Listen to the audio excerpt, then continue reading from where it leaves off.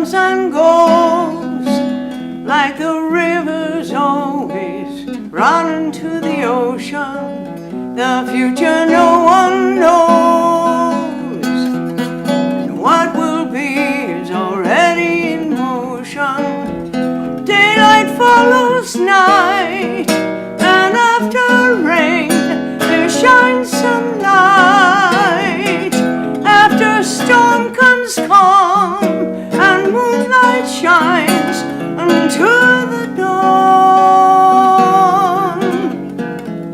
Today is all we have, let it fill us up every moment.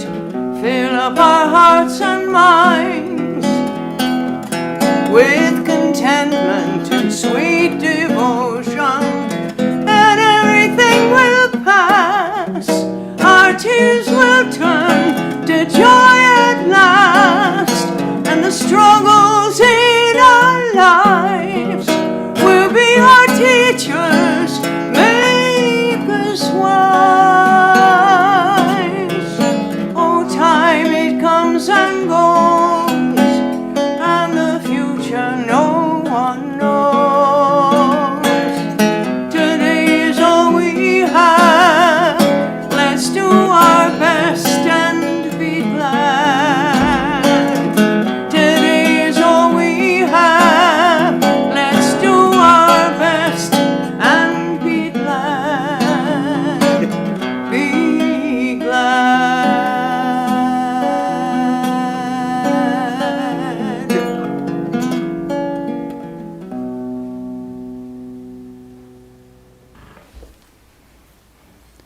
I'll start with the chant.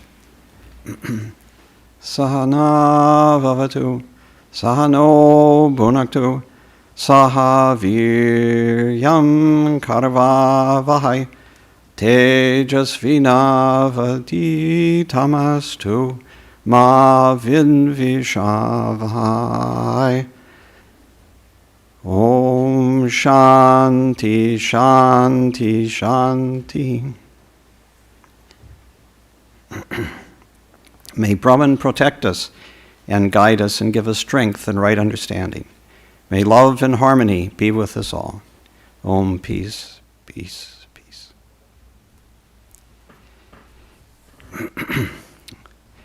Thank you, Jayanti. That was a beautiful song. So really you know all you need to know, and we can go home now. However, I've been asked to speak, so here goes.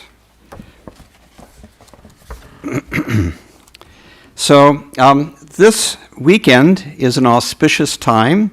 The Vedanta Society of Southern California is celebrating the 125th anniversary of Swami Vivekananda's visit to California, and the introduction of the message of Vedanta here in California as well.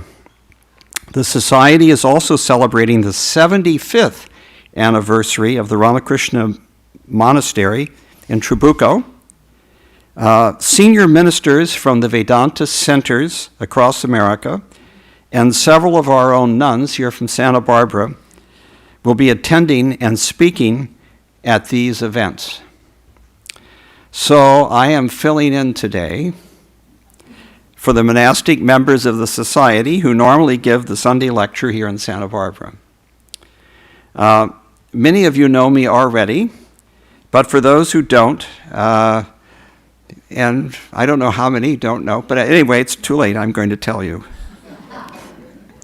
So, I earned my PhD in religious studies through much toil and sweat, under the direction of Professor Gerald Larson, who was very kind, but I took Sanskrit from him.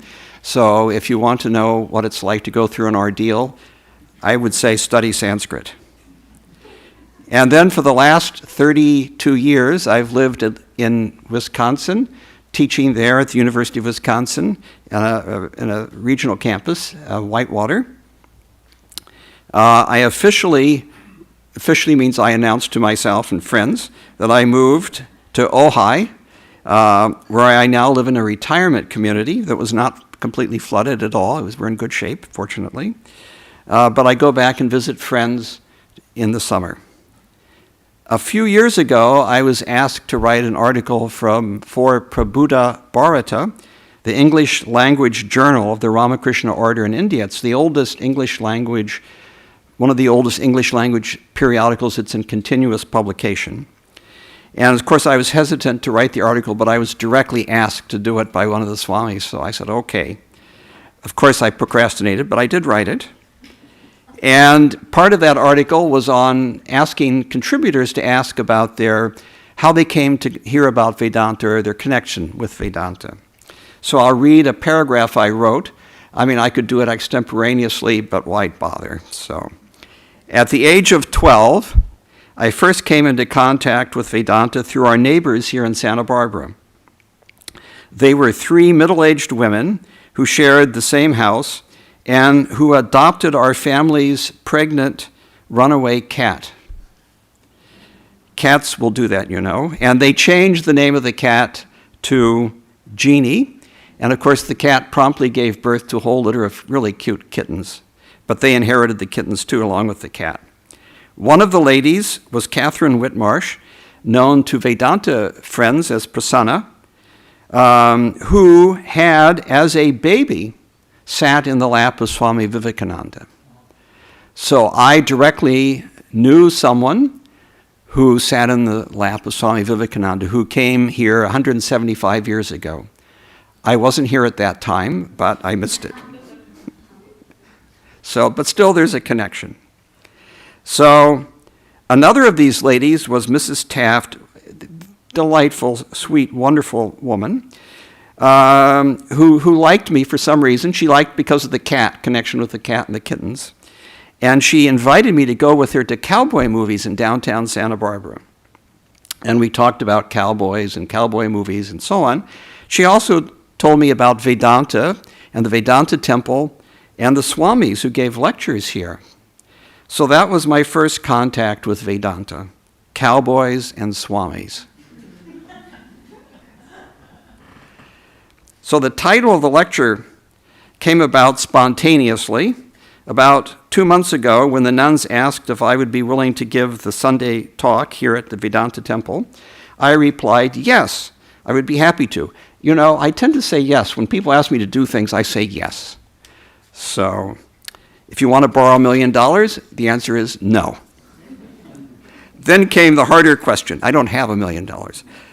Then came the harder question. They asked, and what is your topic?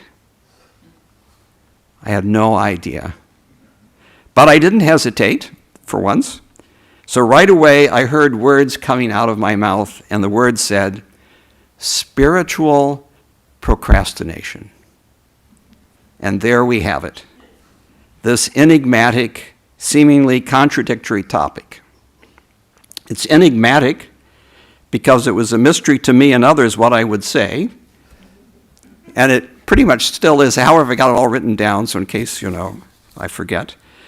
But it's contradictory, since spirituality has to do with the timeless and with freedom from psychological resistance, whereas the issue of procrastination has to do with time and with psychological resistance. So how can we put these two together, spirituality and procrastination? Well, that's what I will attempt to do today. And you can be the judge if we succeed. It's an important topic for me personally because these two words reveal aspects of my personality and lived experience. No doubt all of us here share an interest in spirituality, and perhaps many of you struggle with procrastination in one form or another. As the Sanskrit saying affirms, Vasudhaiva Kutumbakam, the whole world is my family.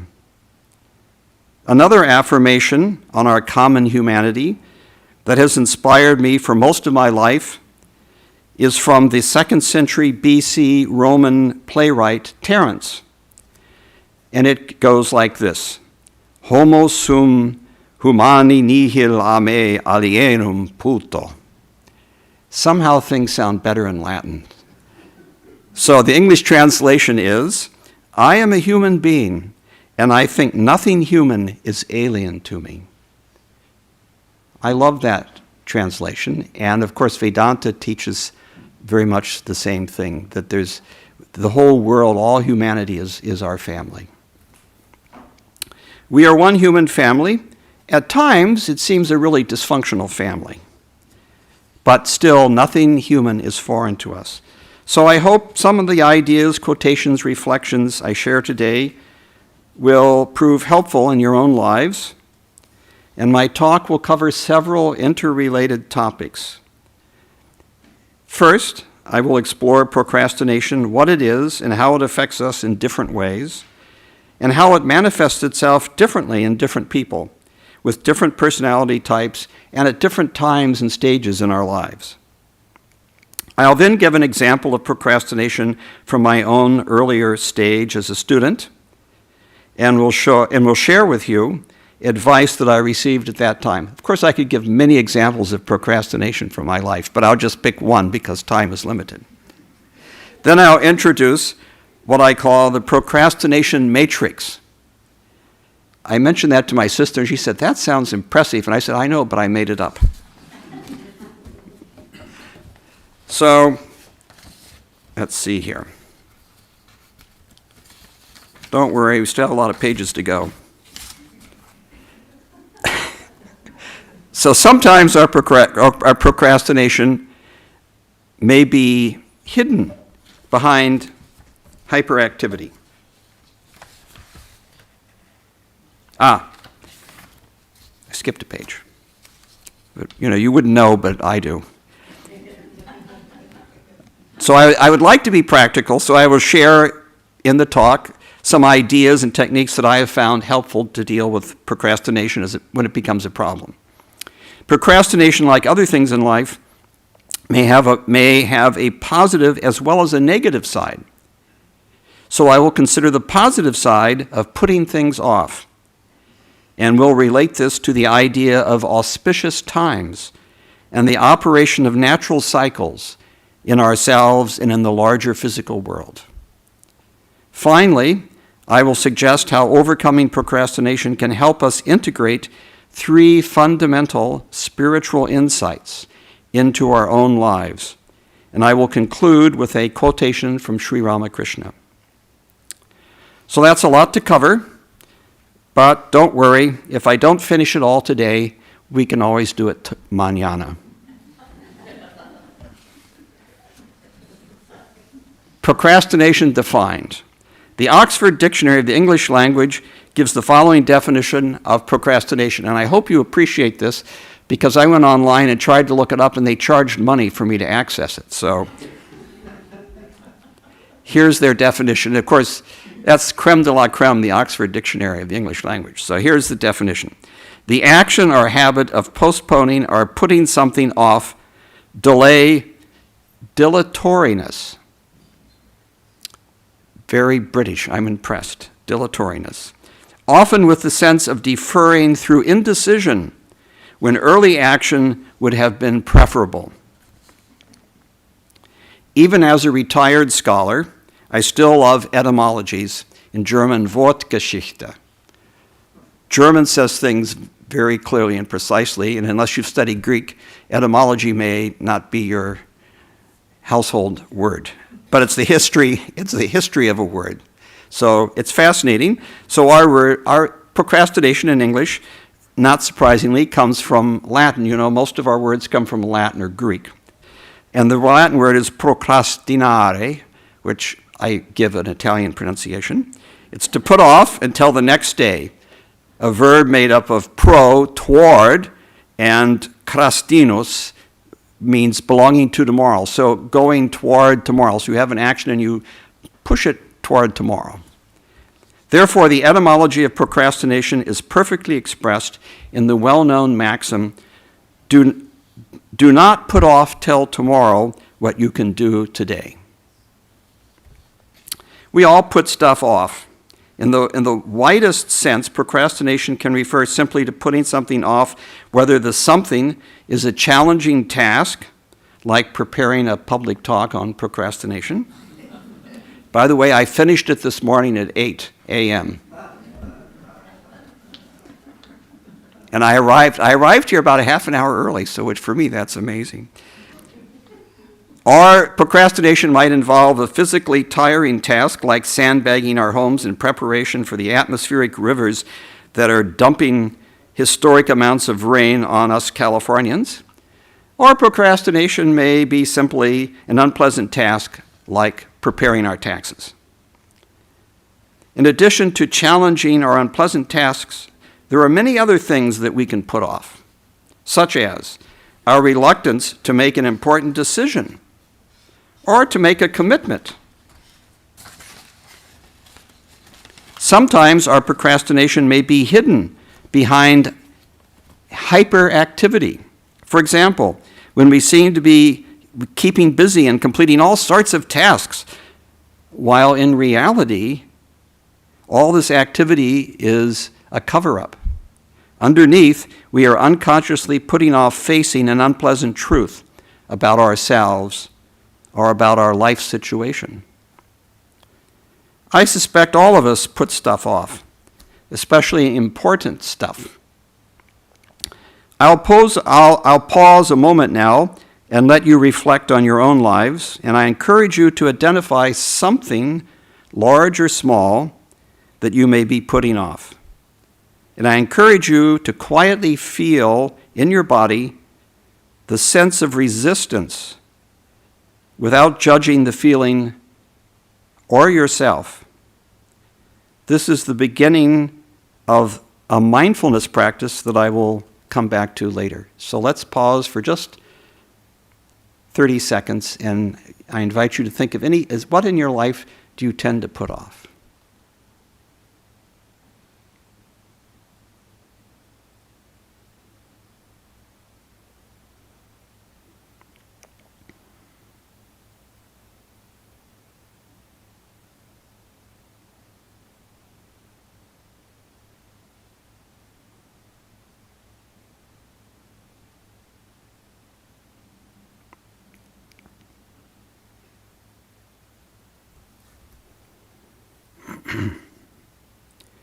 So, if we are honest, we have to admit that procrastination, or putting off, applies to us all in some way or another. Sadly, for some people, for some of us, procrastination becomes an ingrained habit, a character trait, and a way of life. Then it is in the driver's seat and becomes a problem, not only for ourselves, but for the people around us. Thanks to my reading, personal experiences, and conversations with friends, I've become something of an authority on procrastination. But it's good to be authority on something, you know. I even put off my retirement. Anyway, because I like talking, you know, that's what my sister says. She says, it's a good thing you became a professor, a college lecturer, because you love to talk. Anyway, I realize that procrastination affects different people differently. Nevertheless, there are some basic principles and insights that apply to us all, whatever our stage in life or our personality type. First, let's consider how procrastination, putting things off, relates to different stages of life.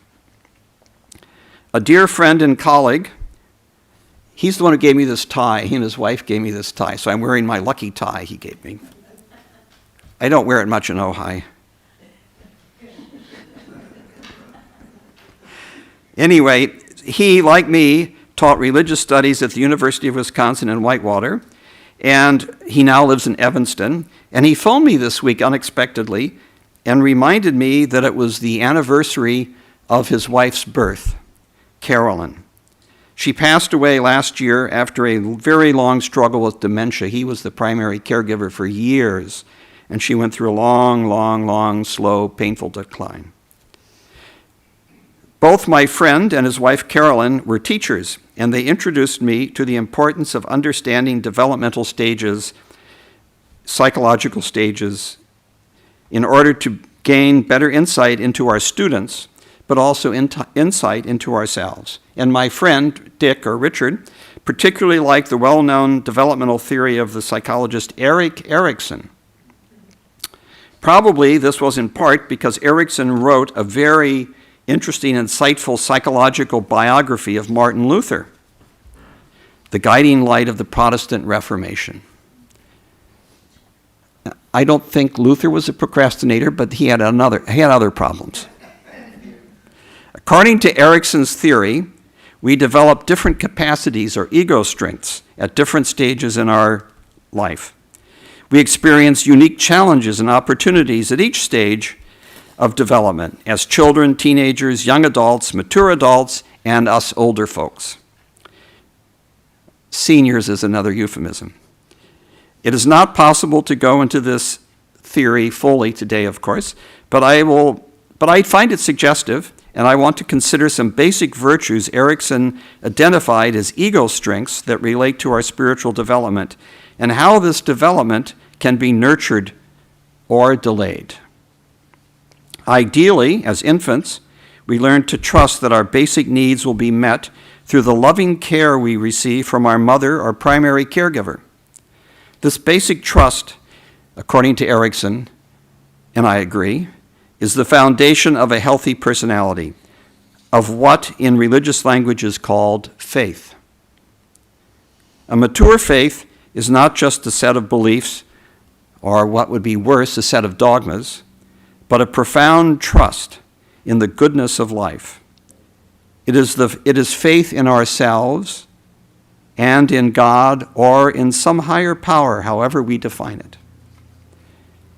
It is not surprising that Erikson emphasized Martin Luther's psychological struggle with the issue of basic trust or faith, since Lutheran tradition is famous for its insistence that we are saved by God's grace through faith in Christ, and not through sacraments or through our own outward good works. We are saved by how much, and we are not saved by how much we get done or how fast we do it. So this is really great news for us procrastinators. In Erikson's theory, as healthy children, we develop other virtues and ego strengths, such as a sense of autonomy and self-direction. We learn how to play alone as well as with other children. And we also develop a personal initiative. We can do things on our own. As teenagers, we struggle with issues of identity. We want to discover who we are in relationship with our peers, and we begin to consider what our adult role in society will be. As the maxim inscribed over the entrance to the temple of Apollo at Delphi famously exhorted all who entered, "Nothis se auton." Greek sounds impressive too. It means know thyself. Nothis se auton. The Greek word know, nothi, is related to our English word gnosis. Years ago, Flanders and Swan had a wonderful song about the GNU, spelled G-N-U, and you probably all know about the GNU. So we have gnosis in English, or from Greek, meaning wisdom. In Sanskrit, it's jnana. So jna, ancient Sanskrit, ancient Greek were related sister languages, both ancient Indo-European languages, and we find many cognate words in Greek, ancient Greek and Sanskrit. For those who are interested in that sort of thing, and I'm one of them. From our teen years onward, many of us are drawn consciously or unconsciously by the challenge, who are we? It's a call to know ourselves, to self-realization. Who am I? Who am I at the deepest level? There is a mantra in Sanskrit that can be used for meditation. I happen to like it. It is and it can be used for inquiry. It is ko-hum. Who or what am I? Ko-hum, ko-hum. You can even do it while you're breathing. Inhale, ko, exhale, hum, ko-hum. Who am I? Who is this that's breathing? Who is this that's thinking? Who is this that's asking this question? As many of you know, the great sage Ramana Maharshi recommended this inquiry into the self as the deepest, most direct path to enlightenment. Keep asking yourself, who am I? Who is this? I love the Kena Upanishad, one of the ancient Upanishads, which asks that very question. Who is this? What is this mind that's constantly propelled to go after things and objects? It's like gravity, or it's like a rock rolling downhill. The mind's always going towards something. Who is it that's behind that? That's the beginning of the Kena Upanishad, the ancient Upanishad, the ancient Vedantic scripture. Returning to Erickson's theory, as young adults, we deal with relationships, romantic love, and intimacy. As mature adults, we try to find meaningful work, contribute to society, and care for our families. And in old age, in retirement, many of us may return to the question, who am I? With a renewed depth and urgency. In old age, it is normal to look back over our lives, to remember the people we knew, the choices we made, and to take stock of our successes and losses. This is I didn't put this in, but it's a footnote. I taught Plato's Republic for many years as part of a general education course, The World of Ideas, and I love that book, The Republic. It's one of Plato's most famous writings. And in the beginning, he starts with this question about old age and old men getting together. You know, birds of a feather flock together. And they reminisce about all the wonderful things they could do in their youth and they no longer are capable of. And then the Republic goes on from there. And one of them says, well, the good thing about old age is now you may have the ability to do what is right. And then Socrates asks, well, what is that? What does it mean to do what is right? And then the rest of the Republic unfolds. But that'll be another lecture. So Erickson believed that it is the task of old age to seek wisdom and not to fall into despair. We try to make sense of it all and to accept everything that happened, no matter how painful it seemed at the time, with a sense of acceptance and gratitude. And as we look forward in old age, we may come to accept our own mortality and our inevitable death as part of the natural cycle of life. According to Erickson, this is the path to wisdom. A good friend here in Vedanta recently shared with me something she heard from Swami Satyarupananda in India. And he felt this phrase summed up the whole of Indian philosophy, and it can be summed up in this one short phrase: accept, don't expect. I think it's quite profound. I would, of course, I can't resist adding to things. So I would say expect the unexpected, and you won't be surprised or disappointed. You never know what's going to happen next. Life seems to be one darn thing after another. For many of us, life becomes a problem when we expect and refuse to accept. We think reality needs to be the way we want it to be in order for us to be happy. We need people to behave in a certain way, and it's different from the way they're actually behaving. But this failure to accept life is a losing strategy. As a well-known spiritual teacher in Ojai, Byron Katie, puts it, when we argue with reality, we always lose. An important spiritual practice and part of coming to terms with life is the practice of letting go. Letting go of negative emotions, expectations, and judgments. For those who are interested, I recommend the book by Dr. David Hawkins titled Letting Go. Yes, I do work for the bookstore here. Yes, that's true. You can find me there on Saturday mornings. I'm not sure they have that book, but you can order it, you know.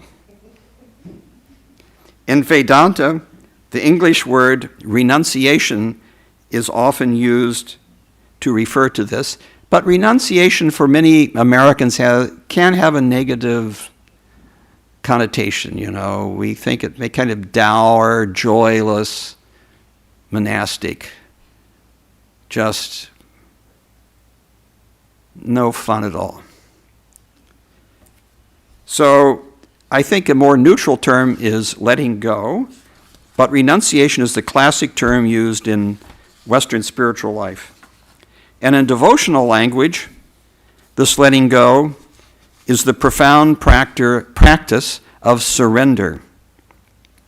Some of you know the writer Michael Singer, and he's written quite a number of books, The Untethered Soul and The Surrender Experiment. So he's another writer, current teacher, I think is very fine. We all have trouble letting go, and we also have trouble committing ourselves to something new. Failure to let go is a kind of procrastination. We resist change. We refuse to go with the flow. My brother used to quip, whenever I said go with the flow, he said, yeah, dead fish can do that. Some of us have trouble letting go of our current stage in life, and we resist entering the next stage. We may also have trouble with challenges each stage in life presents, and we put off learning the lessons of that stage of life and developing the basic character strengths and virtues that Erickson described above. For example, some of us put off leaving college. A surprising number of students that I had were 5th or 6th year college students. And one was so extraordinary and a procrastinator that he was probably 7th or 8th or 10th year senior student, simply refused to graduate.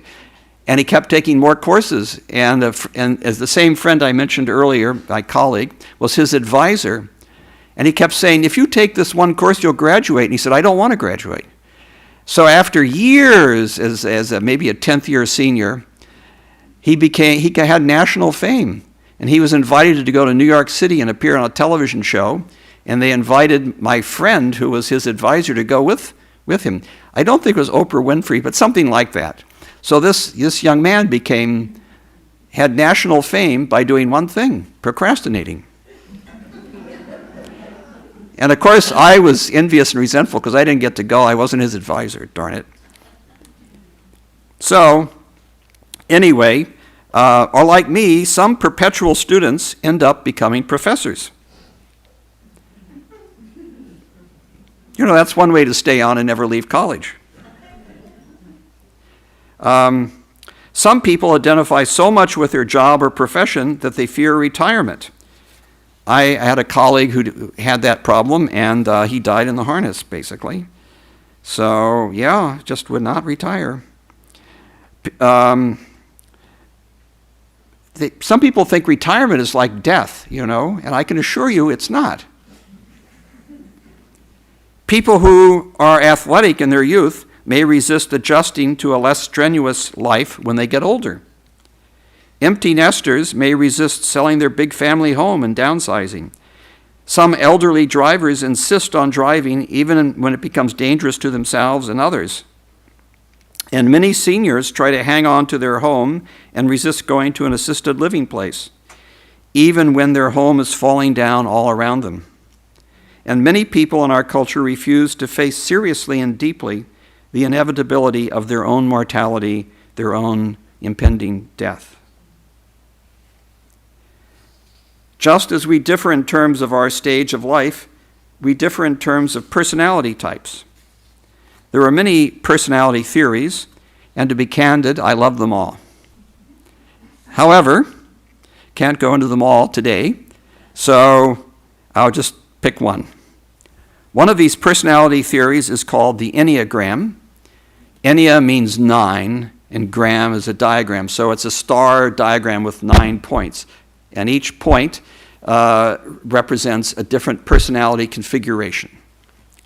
Ennea means 9 in Greek. And so I used to tell my brother about the Enneagram, and he said, oh, yes, I know about it, the idiotgram. Isn't it great having, siblings? So I can't describe all 9 types, but here's a description of the basic belief and adaptive strategy of type 1. I'll just give the first type. And the type 1 is the perfectionist. And I'm taking this from the book by Stanford psychiatrist David Daniels and his associate Virginia Price, entitled The Essential Enneagram. I recommend it. It's a small book, but it's very, very insightful, and it's based on a lot of research and work with clients and others. Perfectionists have come to believe that people are not accepted for who they are.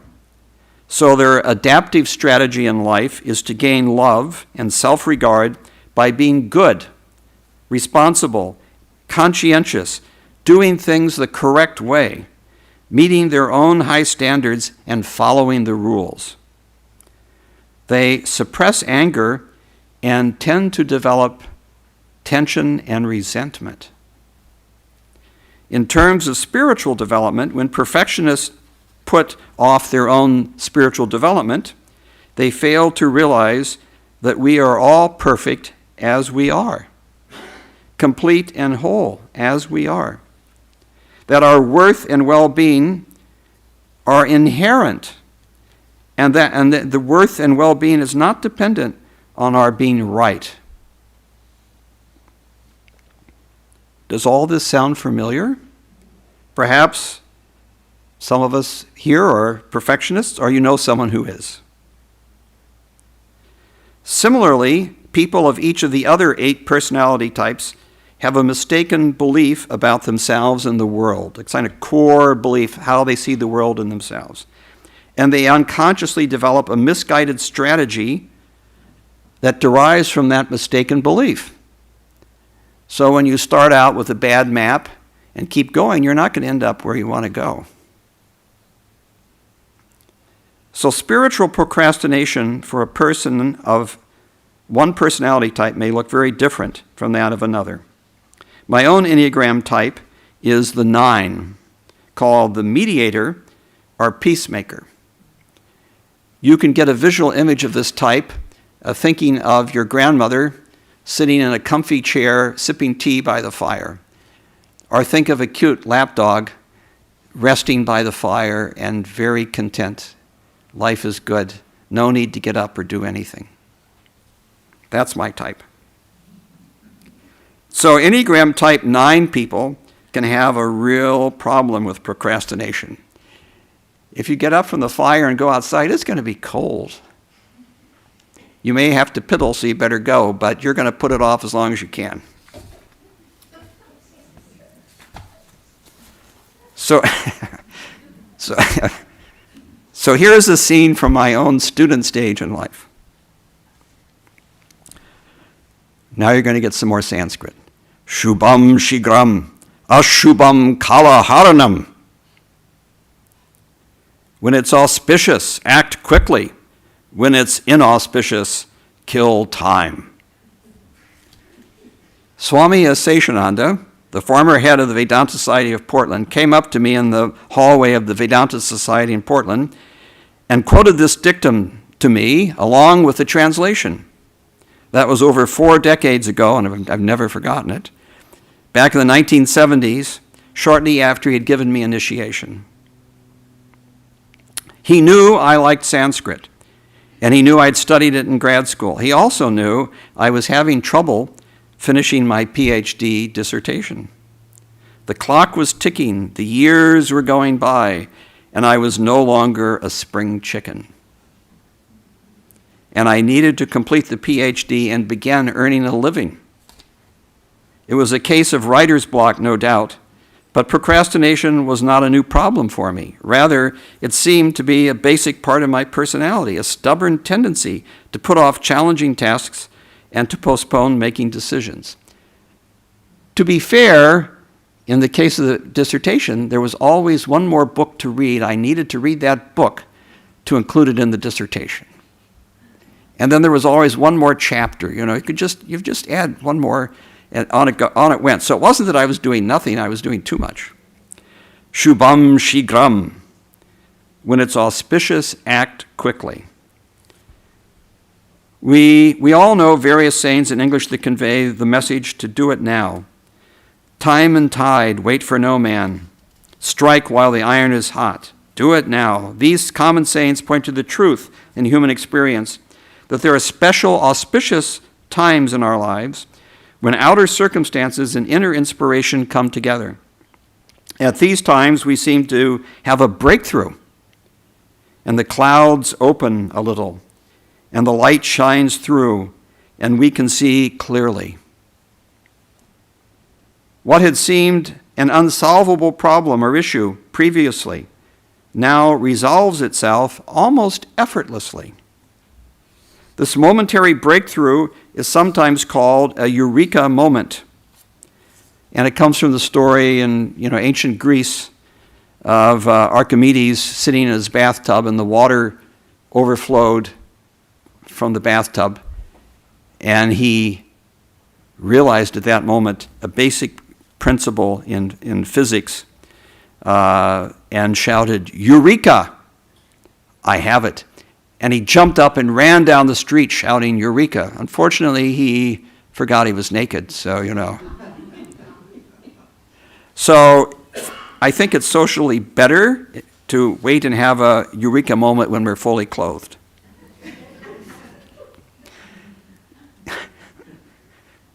In Japanese Buddhism, the term kensho, see, I speak Japanese too. Yeah, arigato, refers to a breakthrough and a spiritual insight. We get a glimpse of our true nature, what Buddhists call the Buddha mind or the big mind. Sometimes we can identify what circumstance or condition brought about this insight. In Zen, sometimes they tell the story of someone who was walking across the courtyard and a tile slipped off the roof and hit the pavement, and there was shattering noise, and there was an awakening. And in the absence of that, the Zen masters would, hit or slap the disciples to wake them up. That's why I prefer Vedanta.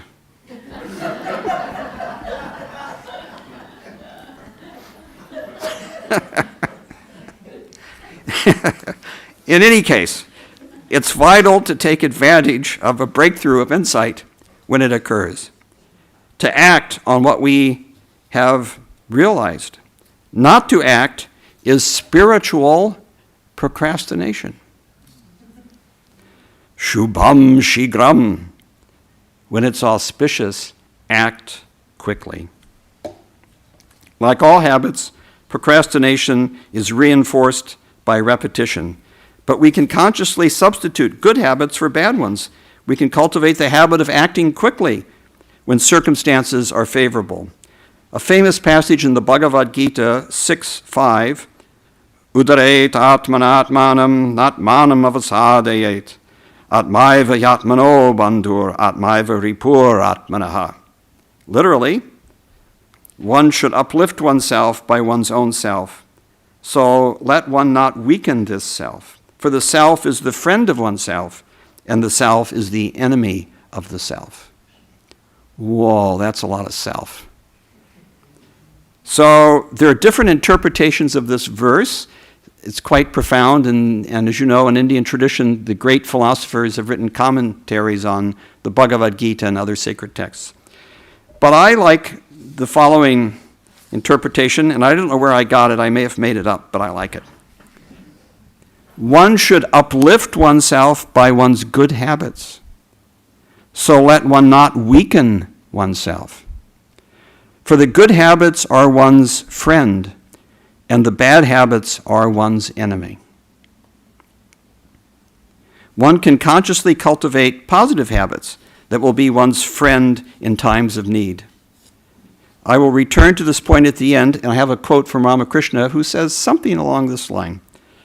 To overcome the habit of procrastination, in addition, we can practice mindfulness.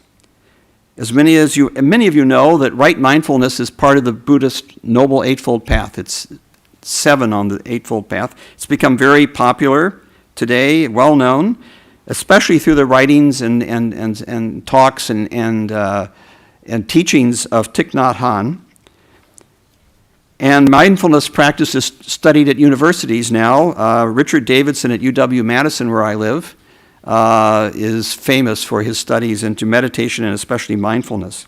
The Harvard psychologist Ellen Langer describes mindfulness as, quote, the simple process of actively noticing things. And she goes on to explain that, quote, when mindful, we notice things we didn't notice before, and we come to see that we didn't know the things we thought we knew, as well as we thought we knew them. Everything becomes interesting and potentially useful in a new way. So we can apply mindfulness to our habit of procrastination or any bad habit, or just to ourselves in general. We can engage in self-inquiry to watch what we do and ask, why am I doing this? And become curious in a non-judgmental way. Just watch what is going on here. There are simple techniques to deal with procrastination, doing things now, such as making lists and prioritizing the list. And that gets to my procrastination matrix. I actually read about this in a book years ago. I think the name I made up, Procrastination Matrix, but essentially, when we have things to do, and we could look at them, and there are pleasant things and unpleasant things. We have urgent things. If you get a letter in the mail that says urgent, it isn't. It's a fundraiser. It's not urgent. So there are pleasant things, unpleasant things, urgent, not urgent, and important and unimportant. And you could put those in a matrix, and you get these different little boxes with each activity. Our human tendency is to do first those things that are pleasant, or perhaps we do first the things that we think are urgent, or we do both. If they're pleasant and urgent, boy, we're on it right away. However, if we're not careful, we let the little pleasures and urgent trivialities fill our daily lives, and we can always sit down and have another cup of tea. That's my personality type. So we tend to put off those things that are important but not urgent. Those are the things that we have to be mindful of, that we're tending to put off. And spiritual life tends to fall in that category. It's important, but it's not urgent. Here again we have spiritual procrastination. Shreyas and Preyas. My own guru, Swami Sheshananda, often referred to 2 Sanskrit words that occur in the Katha Upanishad, indicating 2 paths through life. Shreyas, the better path of spiritual realization, and Preyas, the worldly path of pleasure seeking. In the Upanishad, the Lord of Death, Yama, says to his disciple, Nachiketa, the better, Shreyas, is one thing, the pleasurable, Preyas, surely another. These two, with different goals, both bind a man. Of these, good attends him who embraces the better. Whosoever embraces the pleasurable misses the goal. The better and the pleasurable both approach a man. Looking at them from one side and the other, the wise man discriminates, and he chooses the better over the pleasurable. The fool, clinging to possessions, chooses the pleasurable. Two other Sanskrit terms Swami Sheshananda used to use in his teaching were pravriti nivriti. In life, pravriti refers to evolution, the outward tendency to go outward, do things, accomplish things. Nivriti is involution, the inner spiritual path, going within, discovering who we are, self-realization, what is the reality underlying my life and the world. So I was going to talk a little bit about auspicious times in various cultures, about the natural cycles of life. Native American culture, many traditional religions emphasize auspicious times. Shubham Shigram, when it's auspicious, move quickly. If you know Indians, you know it's common to look on an astrological lunar calendar to figure out a date for a marriage or important event. If you read about spiritual teachers, let's look at their astrological sign. Let's look at the chart and see when they were born and what their tendencies are. This is a very strong part of Indian tradition, but I think other ancient cultures and traditions have this sense of auspicious time, not only natural cycles, but they're invisible spiritual cycles that are occurring throughout life. And so be mindful of that and take advantage of sacred time, of auspicious time. So procrastination as waiting for that auspicious time is not necessarily a bad thing. That's the positive side. Instead of forcing things to happen, let them happen. And wait and look at everything and see when is it auspicious to act, when is it auspicious to make this decision, and so on. So that can all be very useful. So spiritual practice is about discovering the deeper nature of reality. And I'm skipping a bunch of pages, you'll be glad to know. So in essence, I can tell you the essence, I was thinking about it, what is it you discover through spiritual life and practice? 3 things I want to highlight is love.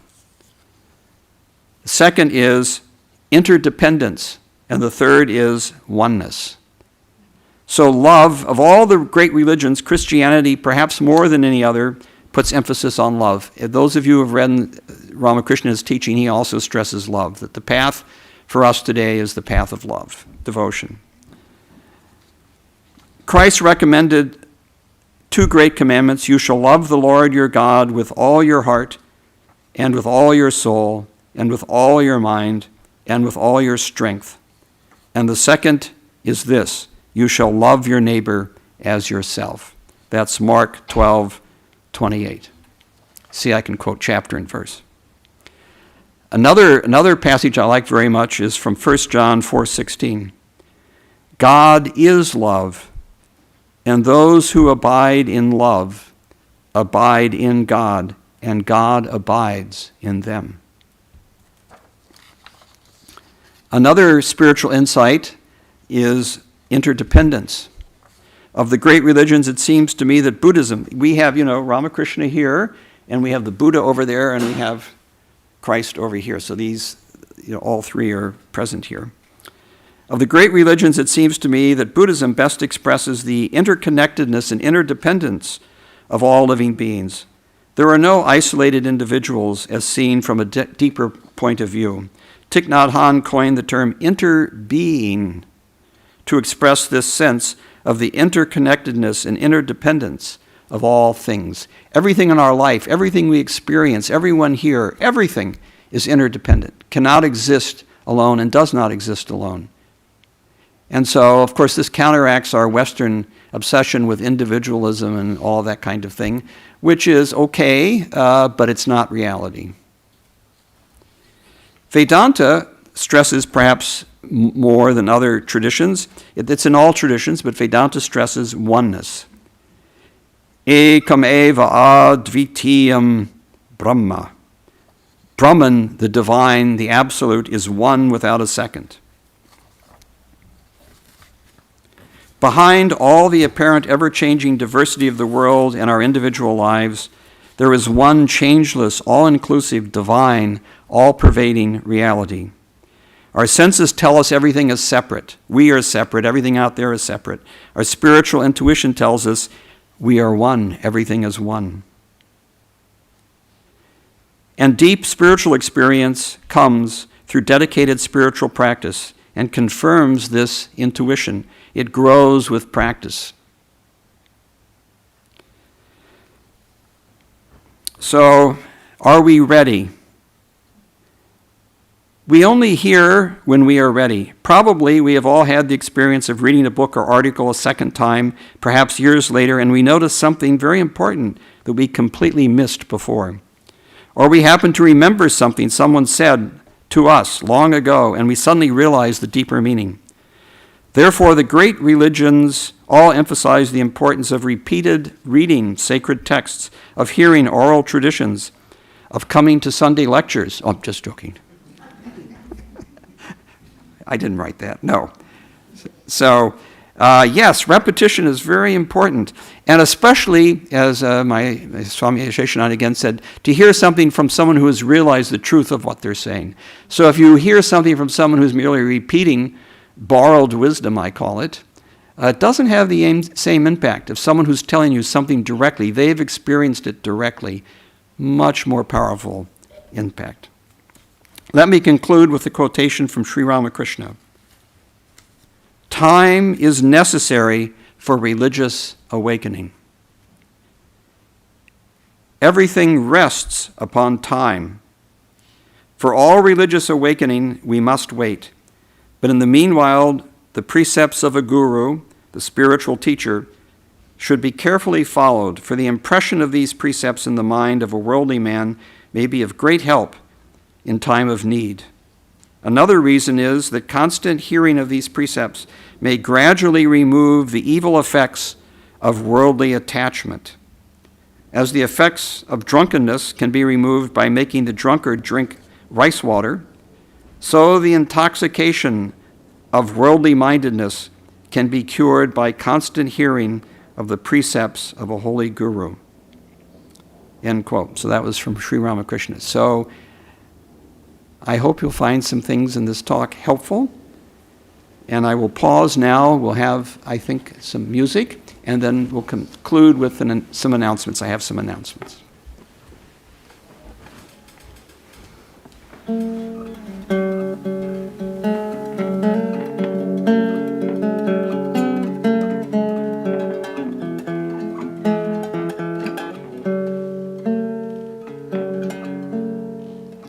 Lead us from illusion to truth and wisdom's sight. Lead us from the darkness that fills the night. Lead us from death to endless life, to your heart of love, to your eternal light.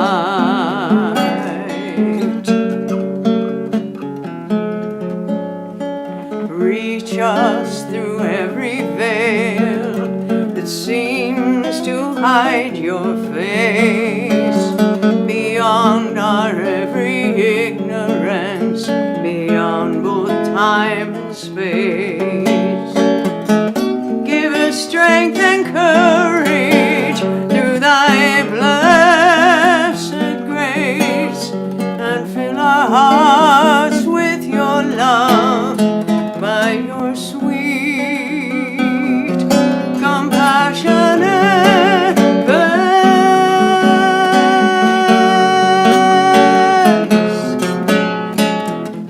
Om Tat Sat Om, Om Tat Sat Om, Om Tat Sat Om, Om Tat Sat Om.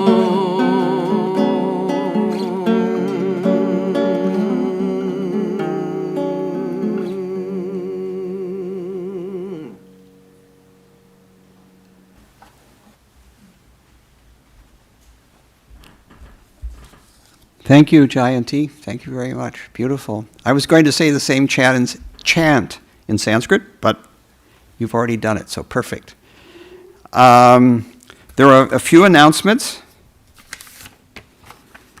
Tomorrow night, 5 p.m., here in the temple, Swami Prapanananda, who I think is the head of the center in Sacramento here in California, will give a talk here at 5 p.m. tomorrow, followed by a potluck meal after Vespers. And Vespers, of course, is every night at 6. So after the Vespers, there will be a potluck meal down in the convent. Sunday, March 3rd, The topic will be The Inner Light by Swami Vedarupananda. So thank you very much. I'll come back if you're interested. If you have any questions, you're welcome to come back after the lecture, and I'll be here as long as you want. So thank you very much. Well, maybe I'll have a chant, okay.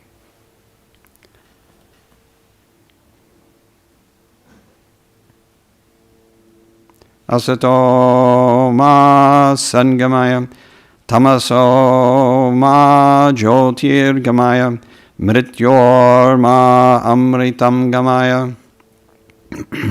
Avir mayeti rudrayate dakshinam mukam te namam pahinityam. Lead us from the unreal to the real, from darkness to light, and from death to immortality. Om, peace, peace, peace.